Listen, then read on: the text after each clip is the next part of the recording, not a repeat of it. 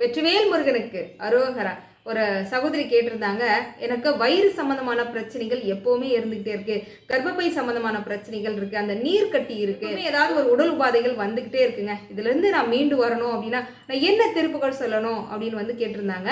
அதாவது நமக்கு வரக்கூடிய உடல் உபாதைகள் பிணிகள் எல்லாமே நம்முடைய கர்ம வினையின் பலனாதான் நீங்க வந்து இவ்வளோ கஷ்டப்பட்டுக்கிட்டு நீங்க வரீங்கன்றதுனால உங்களுக்கு ஒரு 3 திருப்புகள் சொல்றேன். இந்த 3 திருப்புகளும் தினமுமே மனசார முருகப்பெருமானை நினைச்சு நீங்க பாராயணம் செய்துட்டு வந்தீங்கன்னா கண்டிப்பா உங்களோட உடல் நோயிலிருந்து நீங்க மீண்டு வந்துருவீங்க.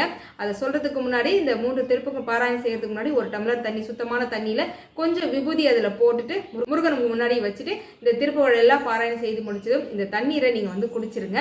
குறைஞ்சு தொடர்ந்து ஒரு வாரமாவது நீங்க செய்தீங்க அப்படின்னா நிச்சயமா உங்களோட உடல் பிணிகள் அனைத்தும் வந்து சரியாயிடும். சரி, அந்த திருப்புகள் என்னன்னு பார்ப்போமா?